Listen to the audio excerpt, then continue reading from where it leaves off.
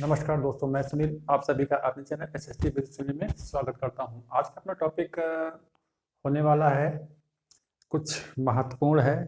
तीन यात्रियों के बारे में बात करेंगे जिन्होंने भारत के बारे में अपना जो है वृतांत जो है दुनिया के सामने पेश किया और जिसको पढ़ करके दुनिया ने जाना भारतीय उपमहाद्वीप के बारे में। ठीक है, तो यात्रियों के नजरिए क्या थे इन यात्रियों के, तो हम इनके बारे में जानेंगे। तीन यात्री हैं इसमें, एक है अल बिरूनी है, किताबुल हिंद जो कि किताब लिखी गई उनके द्वारा। दूसरे हैं इब्न बतूता जो कि रिहला किताब लिखी गई उनके द्वारा। हाँ, और फ्रांसवा बर्नियर हैं उसके बाद, जो कि लास्ट में आएंगे। इनके द्वारा जो किताब लिखी गई थी वो थी मतलब कि travels in the Mughal empire. ठीक है, इसके द्वारा जानकारियां प्राप्त होती हैं। तीनों के जो है नजरिए क्या थे, ये इनके बारे में हम जानेंगे। तो पहला बात करते हैं अल बिरूनी के बारे में। 973 में इनका जन्म हुआ था उज्बेकिस्तान में, और 1048 में इनकी मृत्यु हुई है। ठीक है, अब 1017 में महमूद गजनवी ने जब उज्बेकिस्तान पर ख्वारिज्म पर आक्रमण किया तो इनको बंदी बना करके गजनी जो है लाया गया, और इसी की याद मतलब कि युद्ध क्रम में जो महमूद गजनवी ने आक्रमण किए थे उनके साथ जो है इन्होंने भारत की यात्राएं भी की। तो पंजाब और उत्तरी भारत में इन्होंने भारत को घूमा और उसके बारे में लिखा। और किताबुल हिंद जो है इनकी किताब है जो कि अरबी भाषा में लिखी गई है। इसमें 80 अध्याय हैं। इसकी एक विशेष शैली है, शुरू में एक प्रश्न होता है, फिर उसका वर्णन होता है, उसके बाद क्या होता है, अंत में अन्य संस्कृतियों से उसकी तुलना की जाती है। तो ये प्रश्नोत्तर के रूप में एक किताब है जो कि बहुत ही इंपॉर्टेंट चीज है। ये अवरोध क्या थे इसके सामने जब ये इतिहास लेखन करना चाह रहा था, तो पहला था भाषा और अनुवाद आसान नहीं था। भाषा संस्कृत थी और संस्कृत भाषा का इसने हालांकि अध्ययन भी किया था, लेकिन इसके सामने बहुत सारी दिक्कतें थी। ठीक है, और भाषा में अनुवाद करना भी उतना आसान नहीं था ना। फारसी भाषा है, अरबी भाषा है, फिर इसको अनुवाद करके संस्कृत में लेके आना या संस्कृत से अरबी और फारसी में लेकर के जाना उतना आसान काम नहीं था। दूसरी थी धार्मिक अवस्था और प्रथा में भिन्नता। ठीक है, जानते हैं भारत में प्रथाओं में बहुत सारी भिन्नताएं हैं। धार्मिक अवस्था या यहाँ भी बहुत जो है बहुत जटिल थी। और तीसरा था अभियान, है ना, सॉरी अभिमान है ये, है ना, क्योंकि यहाँ पर आप जो है अभिमान भी देखने को मिलता है। यहाँ पर लोगों के अंदर एक ईगो टाइप का धर्म को लेकर के देखने को मिलता था। तो ऐसी बहुत सारे अवरोध थे इसके सामने, है ना। और ये पूरी तरीके से ब्राह्मणों द्वारा रचित कृतियों पर आश्रित था। इसने जितना भी इतिहास लिखा वो ब्राह्मण साहित्यों को पढ़ करके ही लिखा।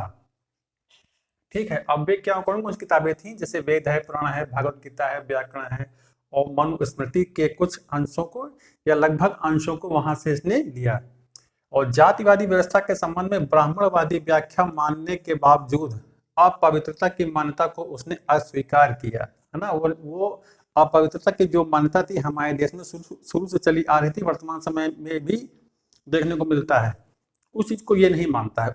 वो कहता है कि ये प्रकृति के विरुद्ध है, क्योंकि जो चीज अपवित्र होती है वो अपने जो है पवित्रता की मूल स्थिति है उसको वो प्राप्त करने की कोशिश करता है, और वो प्राप्त कर भी लेता है। जैसे हवा है, उसको जो है शुद्ध कौन करता है, सूर्य का प्रकाश करता है।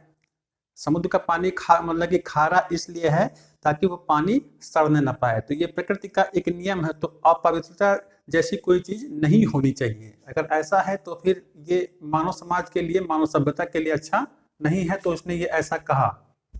ठीक है, तो एक अच्छी चीज है। और वर्ण व्यवस्था, जैसा कि वेद में, ऋग्वेद में देखने को मिलता है ना, कि मुख से जो है ब्राह्मण, भुजाओं से क्षत्रिय, जंघों से जो है वैश्यों की, और चरणों से शूद्रों की उत्पत्ति हुई। ये वेदों का अध्ययन करके इसने लिखा। इब्न बतूता ये 1304 में इनका जो है तेंजियर में जन्म हुआ, मोरक्को के रहने वाले थे, और 369 में इनकी डेथ होती है। किताब का नाम है इनकी रिहला, जो कि 14वीं शताब्दी के भारतीय उपमहाद्वीप का ये उल्लेख करता है। इसके बारे में क्या विशेष है कि ये यात्रा अनुभव को तवज्जो देता है। इसका कहना था कि अगर यात्रा वृतांत लिखना है या इतिहास लिखना है तो हमें उस जगह जा करके वहां के अनुभवों को समेट करके वो लिखना चाहिए, यानी कि प्रत्यक्ष रूप से हमें वो देखें उसको तो हम उसको लिखें, है ना। जैसे कि बतू अल बुरूनी जो हैं ये किस पर आश्रित थे? संस्कृत साहित्यों पर। तो ये आश्रित नहीं होना चाहता था। 1333 में ये सिंध पहुंचा और मोहम्मद तुगलक उसमें जो है दिल्ली के सुल्तान हुआ करते थे और इसको दिल्ली का काजी भी बनाया गया था। बीच में मनमुटाव भी हो गया था, उसके बाद फिर से एक काजी बनाया गया और 1342 में इसको चीन जाने का आदेश मिला और इसी क्रम में ये चीन में बीजिंग तक गया और 1347 में इसने जो है वापसी की सोची। इब्न जुजाई जो नाम अभी आप पढ़ रहे हो, इब्न जुजाई जो है इन्होंने इसका यात्रा वृतांत लिखा रिहला के नाम से ना। उसके बाद नारियल तथा पान का इसने उल्लेख किया है। नारियल और पान जो है इनके लिए एक अजीब चीज थी। इसने कहा कि खजूर और नारियल का पेड़ देखने में तो एक जैसा लगता है लेकिन फलों में अंतर है। इसका जो फल होता है इसके पर मनुष्य जैसे बाल होते हैं, एक खोपड़ी जैसा एक बनावट होती है, उसमें 2 आंखें और उसमें मुख बना होता है, ऐसे इसने कहा। और कहा कि जो उसका रेशा होता है नारियल का, इस रेशे का लोग जो है पानी के जहाज बनते हैं, जो लकड़ी की तख्तियां होती है उसको उससे सिलाई करते हैं और रस्सियां भी बनाते हैं, ऐसा इसने कहा। पान को कहा कि ये अंगूर की लता के समान होता है, इसको खाया जाता है, इसकी पत्तियों का यूज होता है, इसमें कोई फल नहीं होता है। सुपारी होती है जो कि जायफल के जैसा मतलब दिखता है, उसको तोड़ करके और इस पर रख करके लोग खाते हैं, चबाते हैं इसको, ऐसा इसने वर्णन किया है ना। तो इसका एक नजरिया था, इसने किस नजरिए से उसको देखा। वर्णन वर्ष में 2 फसलों का उल्लेख ये करता है, कहता है कि सूती कपड़ा जो कि भारत का है, महीन मलमल, जरी और साटन की जो है विदेशों में बड़ी मांग थी, ये इसका कहना है। संचार प्रणाली से ये बहुत प्रभावित हुआ। इसका कहना था कि अश्व डाक व्यवस्था है ना, अश्व डाक व्यवस्था जो कि उलूक के नाम से जानी जाती थी। 4 मील की दूरी पर एक राजकीय अश्व जो है नियुक्त होता था। पैदल डाक व्यवस्था जिसको दावा कहते हैं, ये सबसे अधिक तेज काम करती थी और स्पेशली इसका इस्तेमाल होता था खुरासान के फलों का आवागमन, वहां से फलों को लाने के लिए इस व्यवस्था का ज्यादा इस्तेमाल होता था इसमें, ठीक है। फ्रांसवा बर्नियर फ्रांस के रहने वाले थे, एक चिकित्सक थे ये। 1620 से 88 तक इनका जीवन काल रहा और 1656 से 1656 से 68 तक ये भारत में रहे और मुगल जो है दरबार से सीधे तौर पर जुड़े रहे, ठीक है।